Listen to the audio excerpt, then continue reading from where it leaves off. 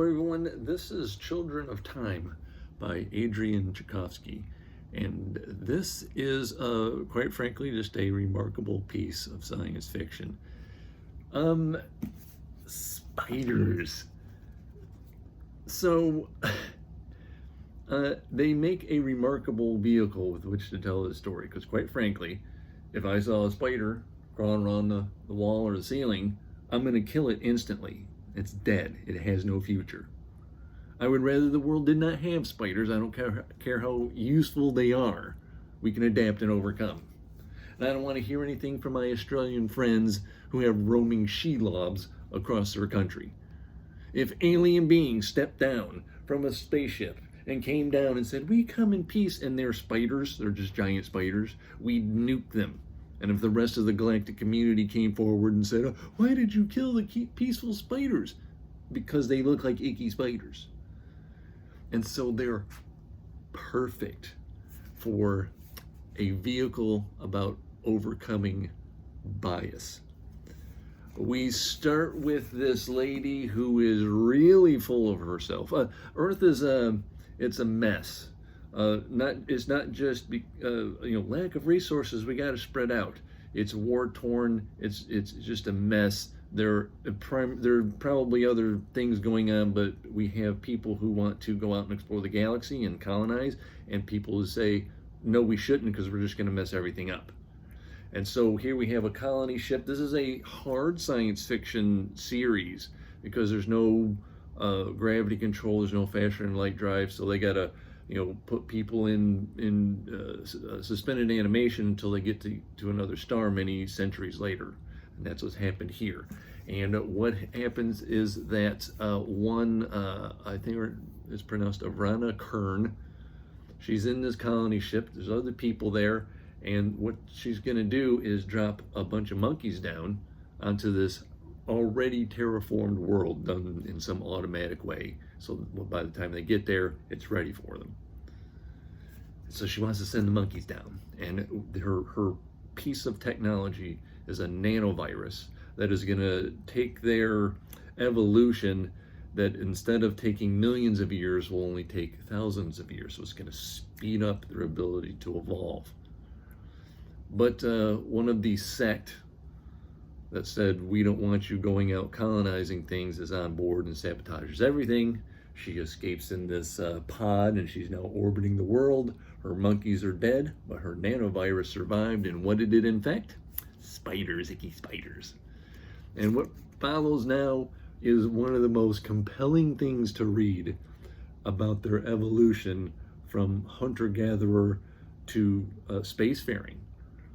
They develop biotechnology, and you have these jumps of generations. So there's the viewpoint spider is named Portia. She's the primary one we're going to see things through.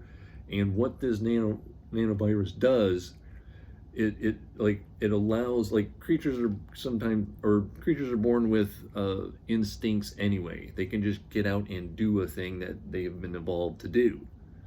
So this, however, goes a step further, and so a lot of the skills one can learn can be passed down to the next person along with their memories. And so you get one Portia who is a hunter-gatherer, and then generations pass, and you have another one who's a scientist. And watching this happen, and they go to war. There's war against these ants. And what they do to deal with them, and the technology they invent, and start learning mathematics and talking about astronomy. And what's that thing? It's her pod, this thing that keeps going around in the sky faster than the stars move. And Kern, for her part, she has this phrase I loved. She thinks she's so incredible that she doesn't stand on the shoulders of giants, she stands on the shoulders of midgets, because she's just beyond them all. And this is her, but she has no idea that, it's not the monkeys, it's the spiders. Now there is a human story to this, because another colony ship tries to get there. Unfortunately, Kern doesn't want them there, and her technology is more advanced, and she shoos them away. And in charge of them, our viewpoint there is this fellow called Halston. And he's just a genuine nice guy, nonviolent, very intelligent, and he studies history. He's called a classician. Well, he studies the old stuff, and they use him for a language and translation. But the guy in charge, he's a megalomaniac. The human race must survive above all others, and if we got to exterminate things, we just gotta. But things don't quite go his way. And on both sides, through both these trees of story, it's it's for the spiders not waking up. You're just getting the jumps in their generations. For the humans, they have to travel to faraway places, and so they keep waking people up as they are needed, and so you get jumps.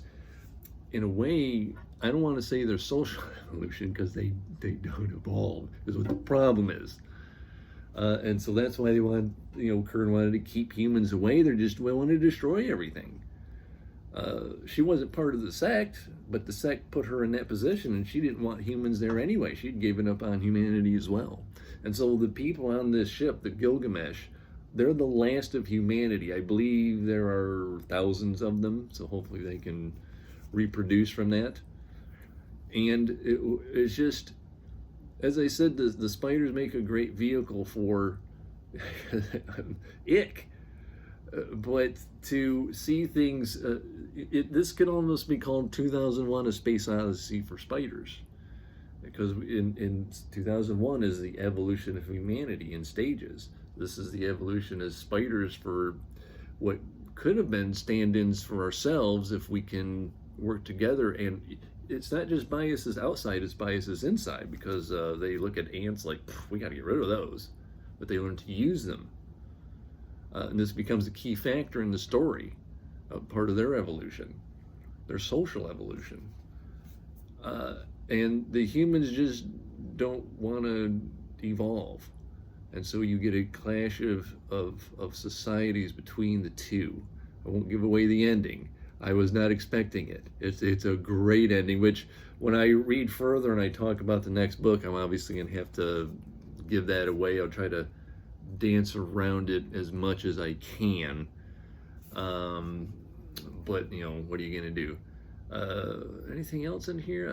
Biotechnology. I mean, the nanovirus, the chemistry they do, is all just, this is a wonderful hard science fiction, and doing what good science fiction does. It talks about the human condition, but it's slanted because it's science fiction, so you get away with certain things that sometimes you might not be able to do in regular fiction.